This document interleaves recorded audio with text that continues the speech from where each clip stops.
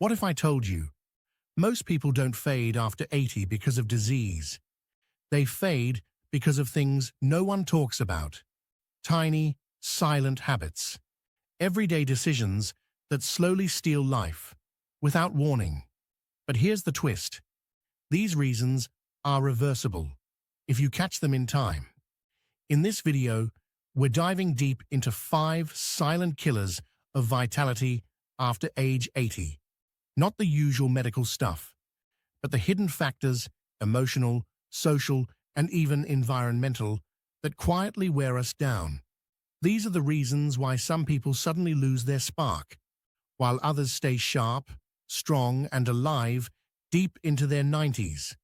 You'll discover why caution can sometimes be more dangerous than risk, how sunlight might matter more than any pill you take, and why purpose, even something as small as feeding a cat, can literally keep you alive. These aren't just facts, they're warnings, and most people only realize them when it's already too late. But you'll know better. So stay with us till the end, because what you'll learn today might just change how you think about aging forever. Welcome to Elderly 365, the place where we explore real truths behind health, mindset, and living fully at any age. If you're new here, hit subscribe, tap the bell icon, and let's grow wiser together. Before we talk about the other reasons people quietly fade after 80, let's start with one of the most overlooked threats to long life: being alone.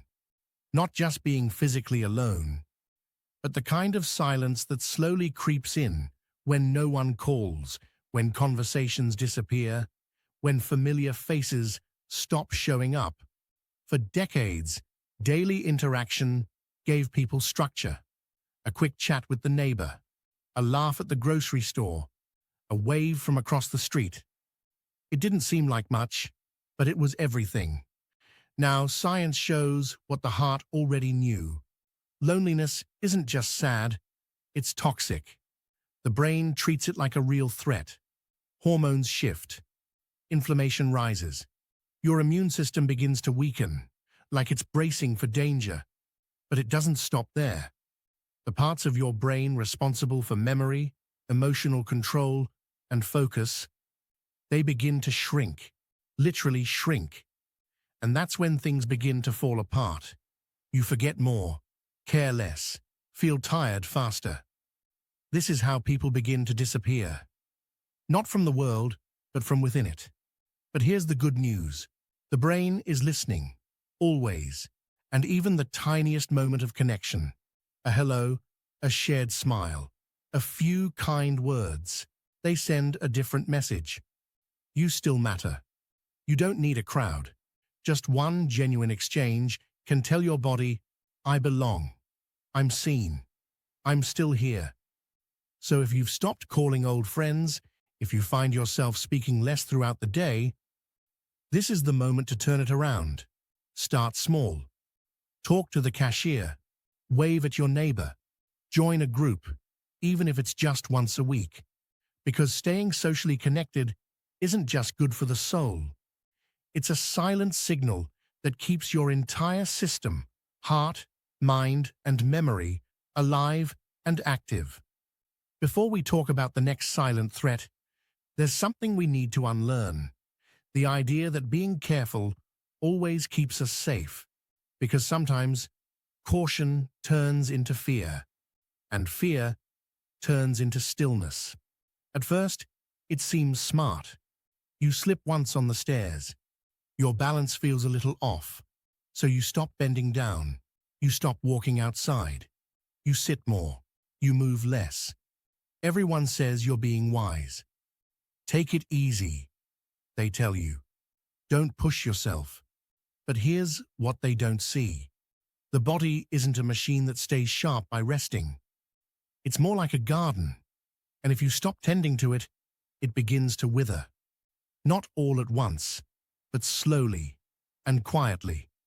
The first thing to go, your core muscles, deep in your trunk. They're what keep you upright, stable, balanced. When those go unused, even for a few weeks, they start to shrink. And when they shrink, your balance goes. You start to wobble, and then you stop even more. That's how the cycle deepens. Let me tell you about Walter. He was 82. He used to walk a mile every evening, until one rainy night, he slipped. No injury, just a scare. But that was enough. He stopped walking. Within 6 months, he lost 10 pounds of muscle. His legs felt like jelly. He wasn't weak to begin with. He became weak because he stopped. Now, this isn't about ignoring real danger. There are smart ways to move safely. Use handrails, wear steady shoes, clear your walkways, even use a cane if it helps. But here's the truth. When you stop moving out of fear, your body forgets how to move at all. If you've noticed you're doing less, not because you can't, but because you're afraid of what might happen, that's a sign, not of weakness, but of a body that's waiting for a signal. Movement tells your muscles, I still need you. It tells your brain, stay alert. It tells your heart, keep pumping. There's work to do. Before we talk about the emotional weight people carry in their later years, let's pause and look at something even quieter. The rhythm of light and darkness. There's a clock inside your body. You can't hear it, but it controls everything. Your mood, your energy, your immune system, even how your brain heals itself at night. And after 80, this clock, your circadian rhythm, becomes fragile. It starts slipping off schedule, not because you're broken, but because your body's losing its signals. The biggest reason? Too little light during the day, too much light at night. Maybe you've started napping more in the afternoon. Maybe you've stopped going outside as often. Maybe the TV stays on until late. And even though you're in bed for 8 hours, you still wake up tired. That's not just aging. That's confusion. Your brain doesn't know when it's supposed to be awake and when to shut down. In the morning, your body needs bright light, natural light. It tells your brain, wake up, get moving, send energy. And at night, it needs darkness. That's when melatonin kicks in, the gentle hormone that tells your body to rest and repair.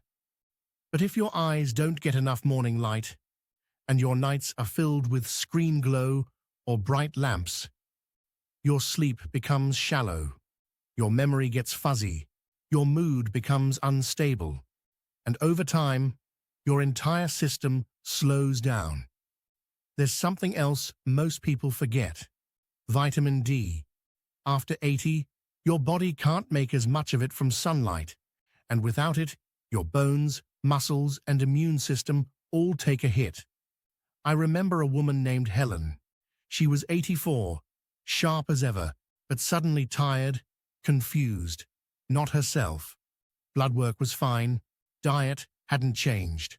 Her doctor gave her one simple instruction: sit by the window every morning, 20 minutes, curtains wide open, and turn off all screens 1 hour before bed. 2 weeks later, her sleep improved. Her memory came back. Her energy returned. It wasn't medicine, it was light. Before we talk about the final reason so many lives quietly fade after 80, we need to face something harder, something most people never say out loud. By the time someone reaches their 80s, they've lost more than most people can imagine: a partner, a sibling, a best friend, sometimes even a child. And while the world may offer sympathy, it often expects silence in return. You're supposed to be used to it by now, to carry the pain with grace, to smile, nod, and say, I'm doing fine. But the body knows better, because grief that isn't expressed doesn't go away. It gets stored, quietly, deeply, until it begins to show up as something else. You can't sleep. You stop eating. Your chest feels tight. You feel tired all the time, but not the kind of tired that sleep fixes. That's not just aging. That's sorrow, with nowhere to go. I knew a man named George. He was 86. He'd just lost his wife of 60 years. Didn't cry much. Said he didn't need to. Said he was okay. But within a year, he stopped going to his senior center, stopped eating well, started waking up in the middle of the night, every night. Not because of illness, because his heart was holding too much. You see, when pain isn't spoken, it settles into the body. Your immune system weakens, your digestion changes, your nervous system stays on edge, tense, alert, guarded. But here's the most dangerous part. On the outside, you look calm. People think you're doing fine, but inside, something is shutting down. The people who live long, healthy lives, they feel, they talk, they write, they cry, they find ways to release what's been sitting inside for years. It doesn't have to be dramatic. It just has to be real. A journal, a prayer, a conversation with a trusted friend, or a quiet moment to say the words no one else hears. I miss her.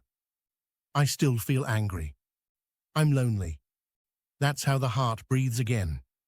And when the heart breathes,